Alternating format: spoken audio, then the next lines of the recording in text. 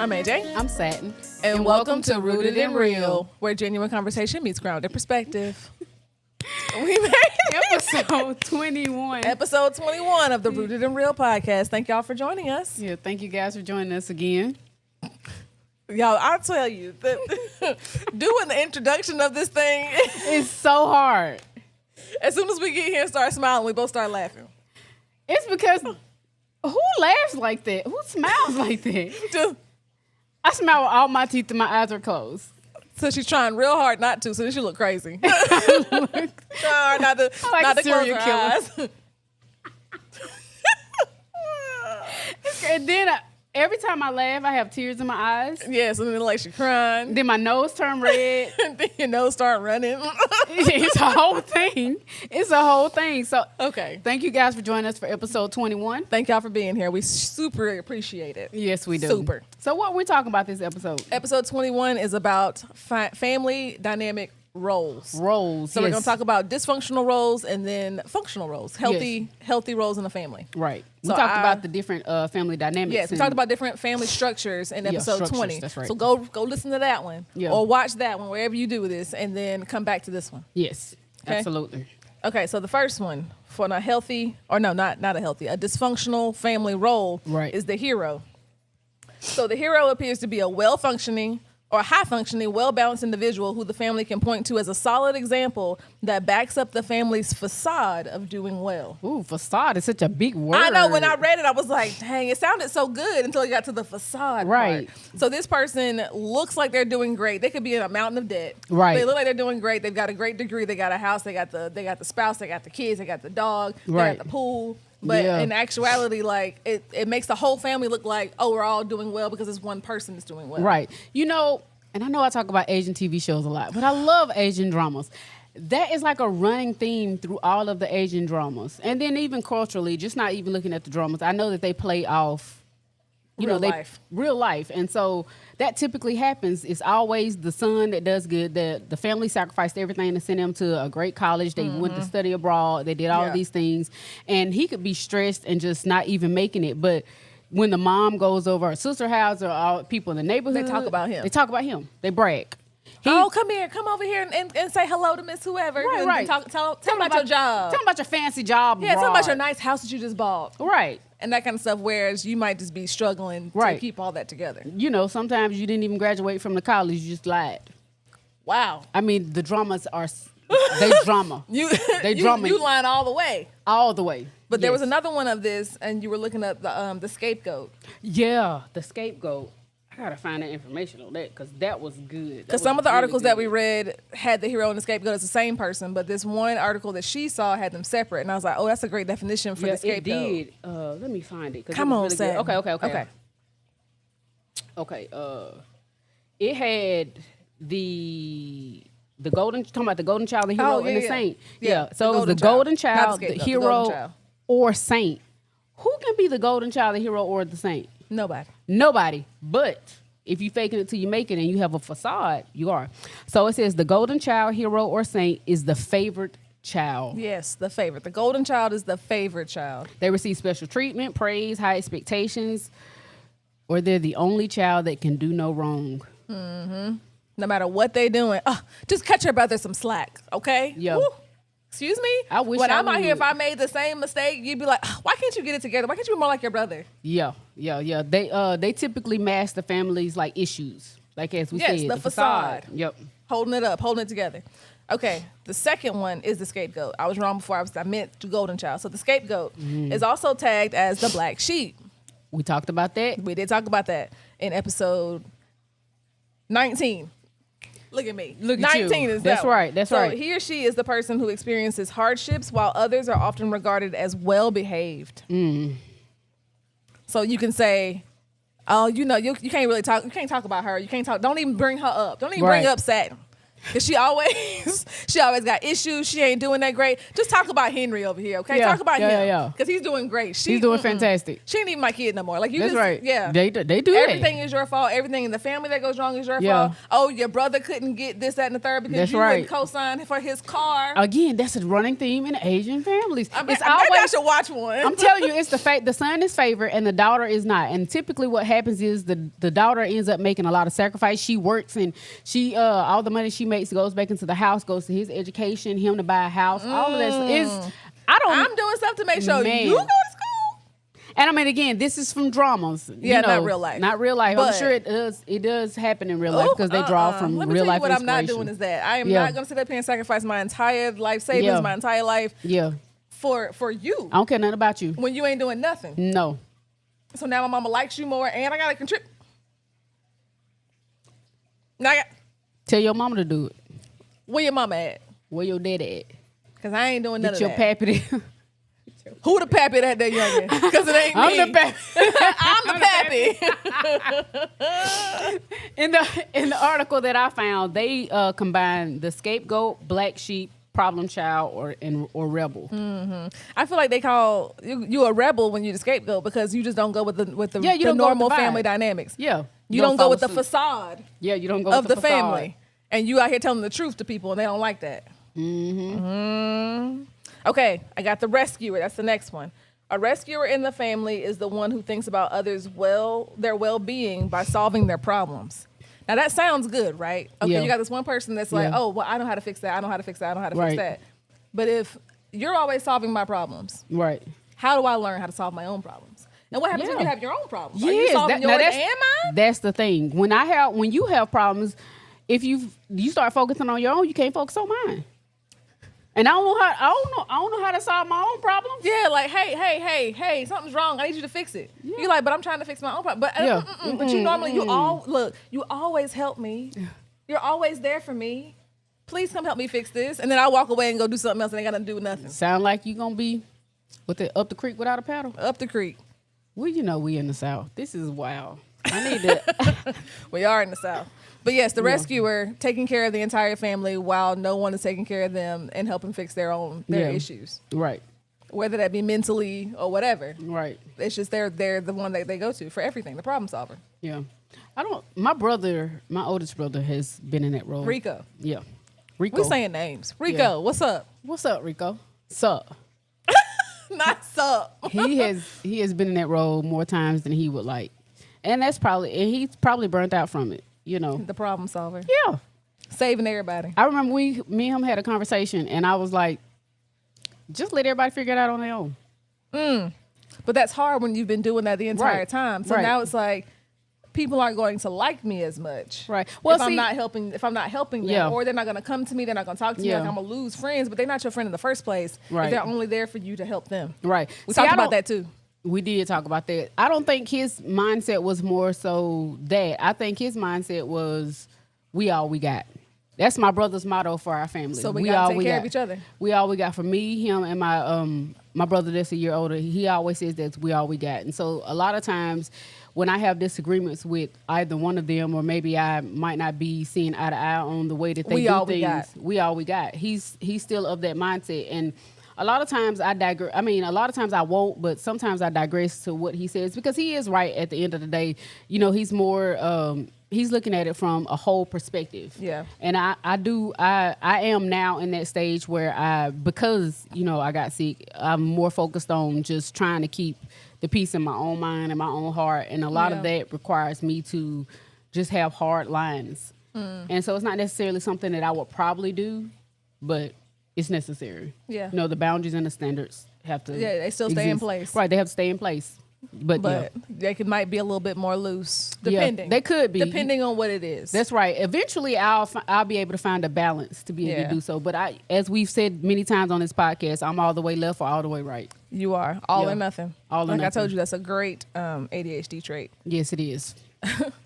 All right, the next one, number 4, the peacekeeper. Yeah. So they play the remarkable job of maintaining the peace and harmony of the family. This role is essentially played by children without any intentions.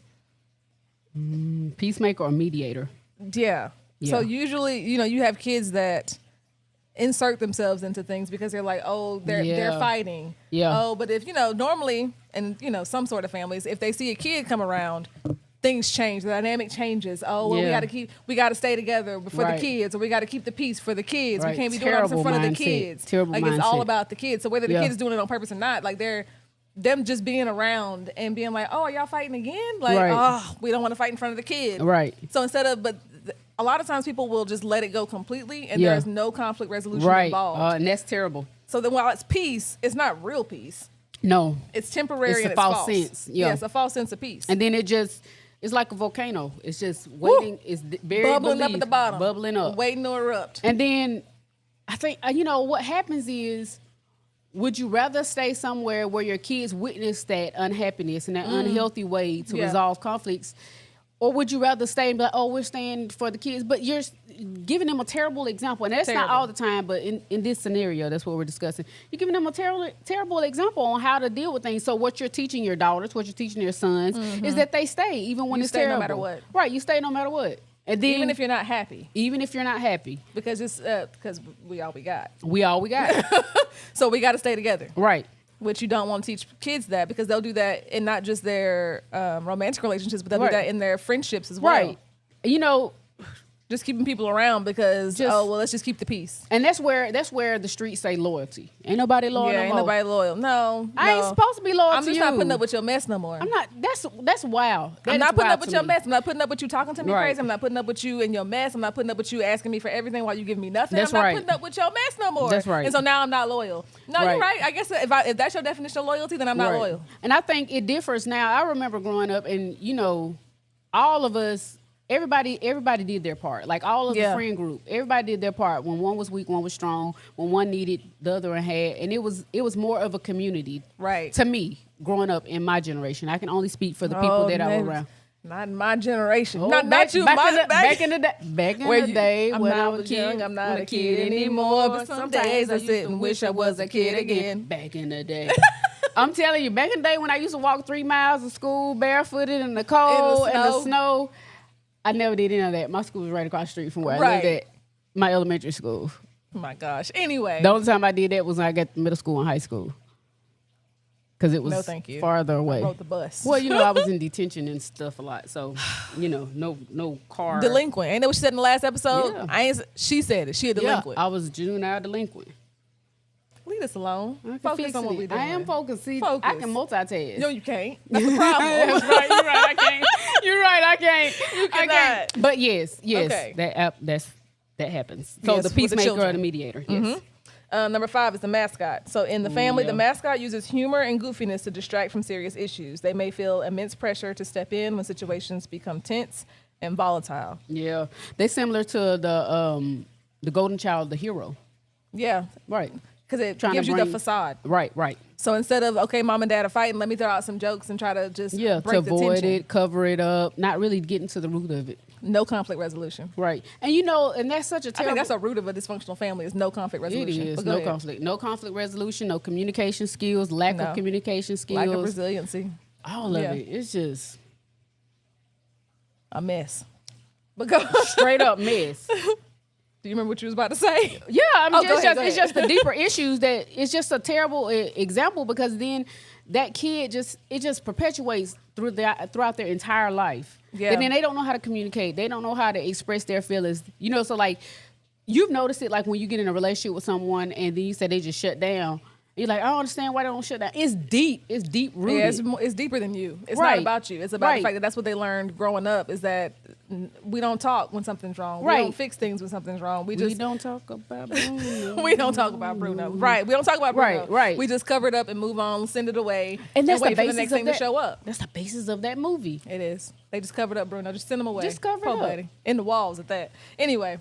Oh, also very good example in that movie, because Maribel, she was the peacemaker, the mediator. She tried to be anyway. She tried to be. She tried to, and then it just burned her out. That movie is such a good movie for It is a good movie. Everything. You know what? Side note. One thing I didn't like about that movie, and I know it's because it's a Disney movie, and they don't have, you can't be having 3-hour long Disney movies, right? But I I feel like they forgave the grandmother just way too fast. Way too quick. Way too fast. She mistreated that She girl. mistreated that girl so bad. And So all of bad. a sudden, like, she fixed the thing and then she's like, oh, I'm so sorry. Right. Nah, man. You're But going to have to sit around and wait on me for a little bit. That's typical. And I think it's more indicative of that culture as well. Yeah, it might be. Yeah. You know, because the culture was based on, I believe it wasn't it Hispanic? I think it's family? Hispanic family, yeah. So, but yeah, I'm like, Yeah. Y'all forgave her way too fast Way too after quick. she been talking to that girl crazy for years. For years. Now, I'm not saying she needs to take years to forgive her, but like it just seemed like nothing, like she didn't do nothing wrong. No. And I mean, I guess that's technically how we're supposed to forgive people. That's how Christ was, I know.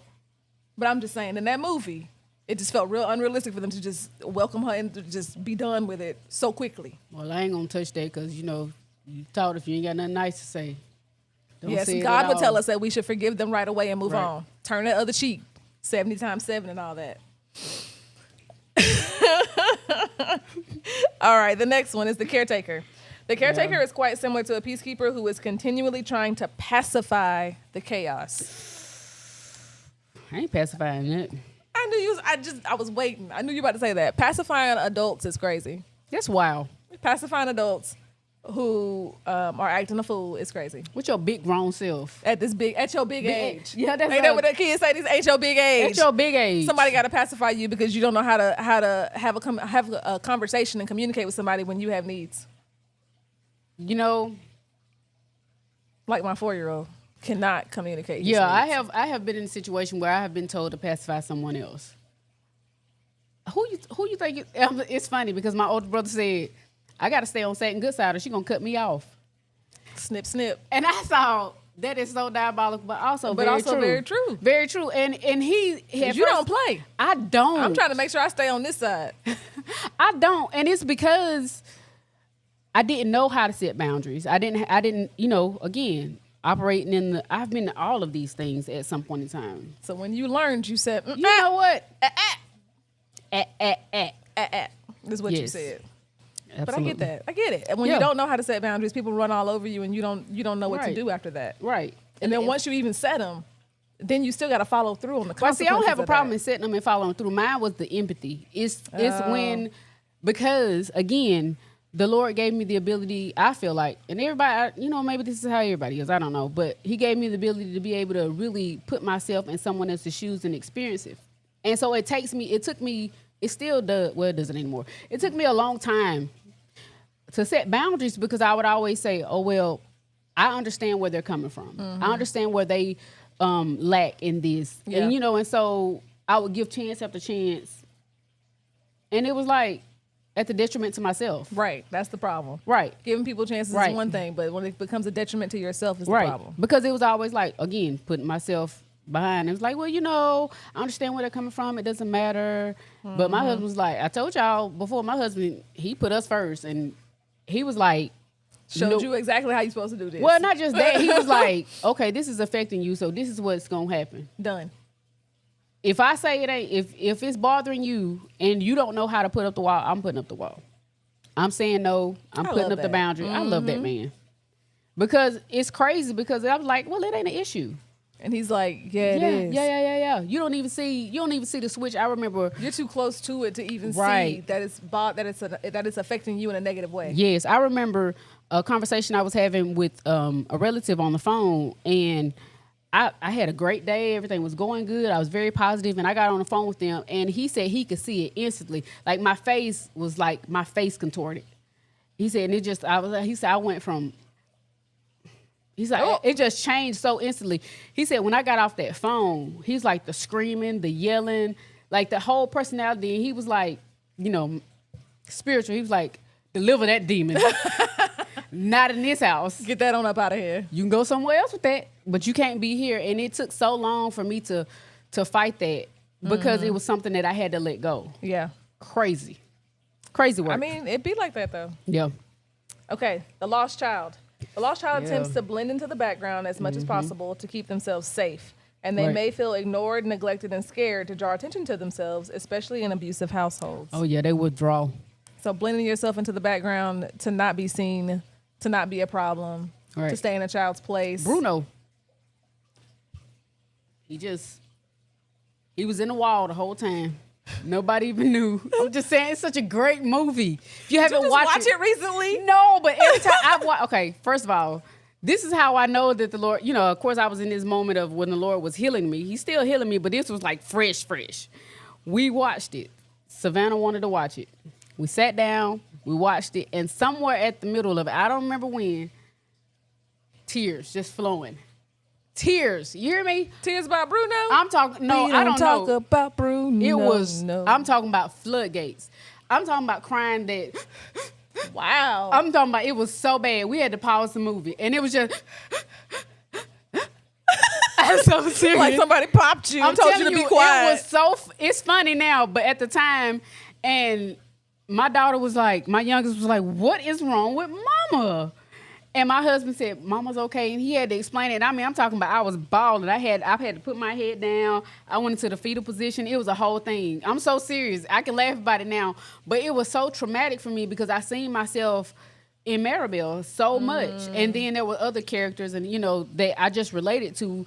And then just the tucking away like Bruno and hiding yourself or the sister who was trying to be strong for everybody and carried everything. But they see her strength, but they don't see everything else behind, like everybody, the person that's always got to be perfect in front of people, all of those complexes. And it was just such a heavy movie. We weren't anywhere near halfway finished. And I was like, you know what? I told my husband, I said, stop, pray for me so we can get through this movie. Because this is crazy. This is wild.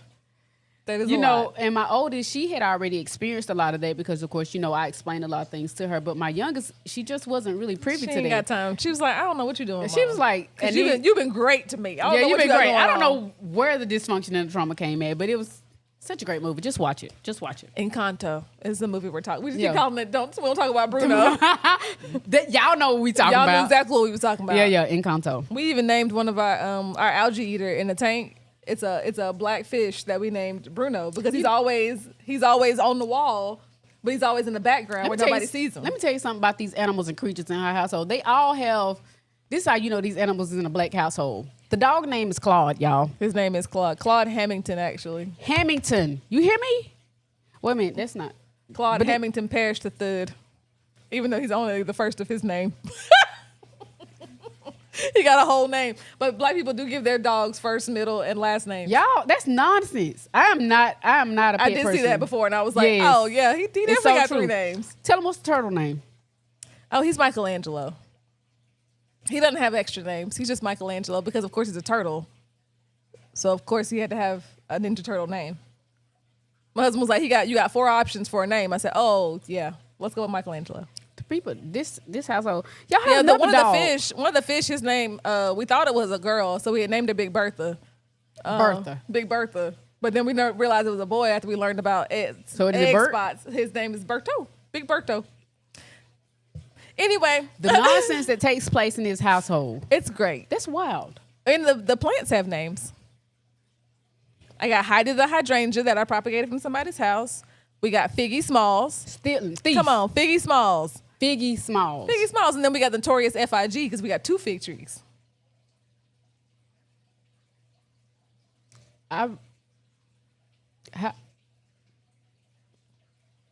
Anyway. My plants have names, but they have the names of people that gave them to you. Yeah. Nah, the pothos at work is Bocephus. Well, 2 of them have names because 2 people gave them to them. The rest of them are named Patience, Faith, Love. Yeah, no, Bocephus at the hospital. Bocephus. Bo.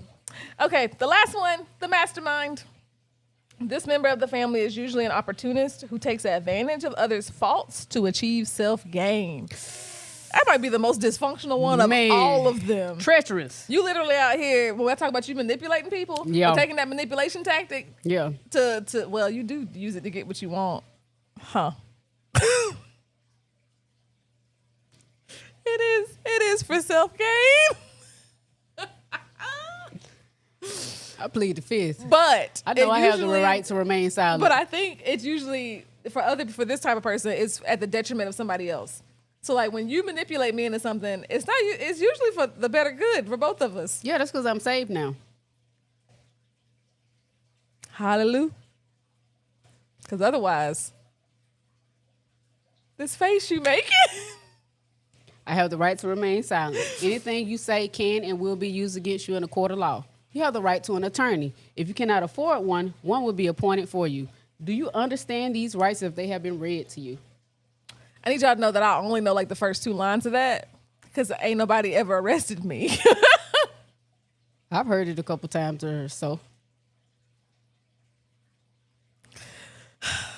The mastermind. So I think, to me, that's the most dangerous one of the family.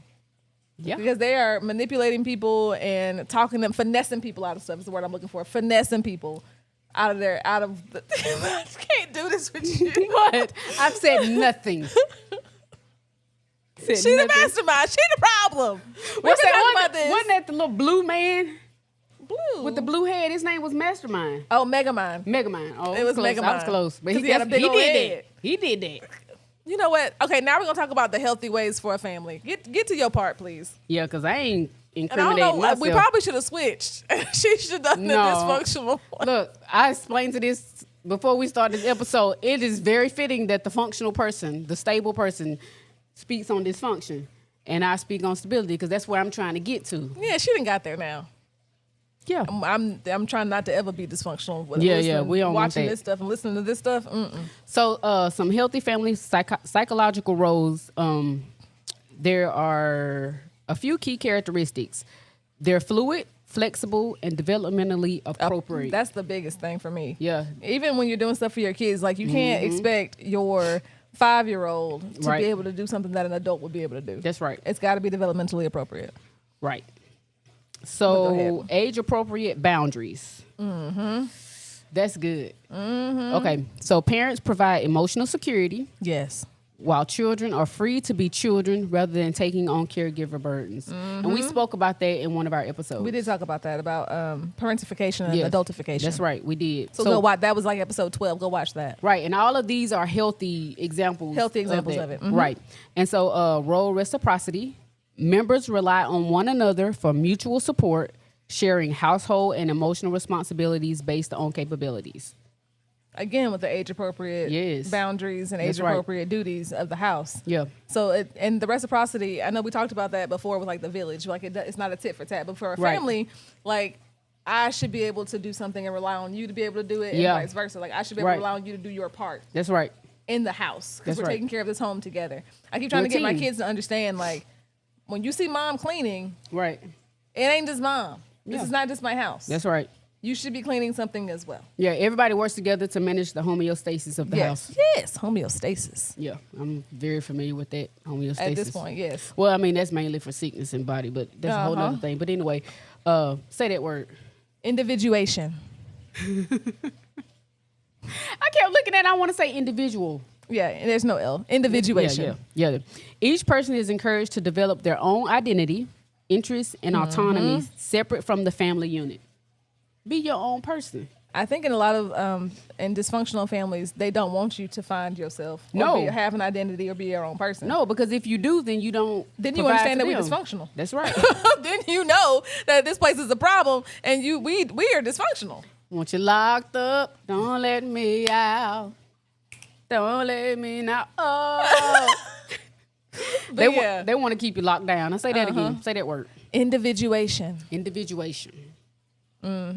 All right, now say that word. fluidity. As y'all know, I can't speak. She working on it though.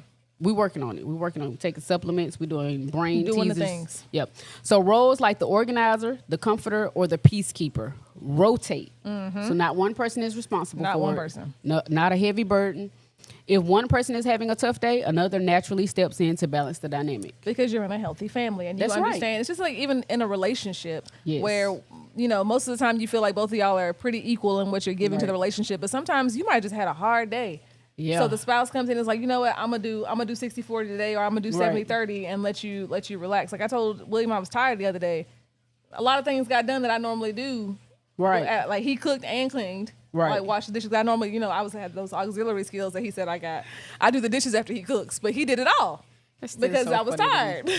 Auxiliary skills.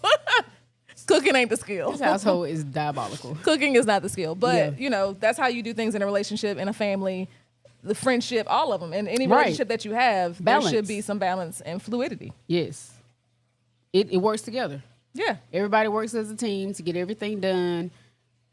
It's just healthy. It is healthy. And so many people To know that it's not on you all the time. right. And so many people don't get to experience that sometimes till adulthood, sometimes never. Sometimes never. Because they don't ever realize that what they're experiencing is dysfunctional. Right. So they keep choosing the pattern of dysfunction with every relationship that they get into. Right. Until you meet somebody that's healthy and sound, or you find Yeah. And then you like, what's wrong with you? right.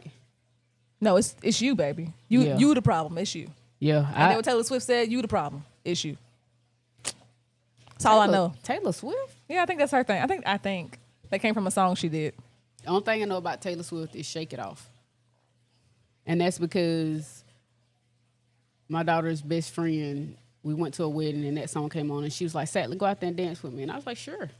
I'm down for Back it. in the day, Taylor Swift was better. And I'd be like, she wears short skirts, I wear t-shirts, she's cheer captain and I'm on the bleachers. Y'all know what I'm talking about. I can't even think of the name of the song. That what you're looking for has been here the whole time. If you could see that My Taylor Swift was Britney Spears. She don't know. True. And she could sing and But dance. she was also my Britney Spears. I like Britney Spears. She could sing, dance. She wasn't Yeah, that great Taylor at Swift acting, can't but dance. she can't dance. She cannot. No. But anyway. Anyway. Focus on the task. Anyway, so Y'all heard me sing. It was terrible. Moving on. I never claimed to be a singer. Okay? I'm not good at that. I'm not good at that at all. Next. But ultimately, the healthy family roles bring balance and stability to the family. Mm-hmm. They support individuality, support age-appropriate behavior and restrictions. Mm-hmm. You have a balanced mind. You become more self-actualized. You become stable individuals. Yes. Yes. As you grow. And, and the fact that there's only 4 roles that can, summarize all of that versus the 9, 10 dysfunctional terrible ones, yeah. It just says how much effort you have to put into not being dysfunctional. Right. And my prayer for people is that you realize if you're in a dysfunctional family, right? Like if you've listened to this podcast and you like, ooh, I've learned a lot of dysfunctional traits, right? That you go out and figure out how to be healthy, right? You go out and figure out how to be in a good relationship. So when you do get a person, or if you're already in a relationship, right, that you treat them better or give them the fluidity or the reciprocity that we're talking about giving to, right? Correct. In a healthy family dynamic. Yeah, it takes a lot of work. It does, especially if you come from dysfunction. It's really hard to be healthy, right? Because what tends to happen is you're going against the norm. You're going against the what grain. you taught. In your brain, your brain chemistry has taught you that this is how it's supposed to be. I'm supposed to be unsafe. I'm supposed to be, scared all the time or whatever in this family. And when you're not, then you're like, I don't know what safety feels like. Yeah, you have which is so sad to me. You have to break it and rewire your brain. And I think I'll speak from experience. When I had to go back and try to break some things that I considered dysfunctional, I mean, I was broken. I mean, myself, I was just broken. And it was so many emotions that I was experiencing for the first time. And I was like, them emotions is too much when you don't know how to handle them. This is nonsense. For the birds. This is for the birds. It's a wash. It's a wash. Why? Who would do this? Who would just actively say, you know what? Let me put myself through all of this. But I wanted to be a better person for my children. That's ultimately what it was. It didn't have anything to do with me trying to be better for myself or even my spouse. It was more so I want my children to be able to see a healthy representation. I wanted them to have great boundaries. I wanted them to be strong and all of these things. And I was like, you know what, I got to do the work. Role model. And it is stupid. It ain't stupid, y'all. But let me tell you, it's so much. It's hard. It's hard work, to go from dysfunction to being functional and to be a stable person and to create it. And every time I do the work, I can see it in my children. And my oldest, she always says, she's like, Mom, you did a great job.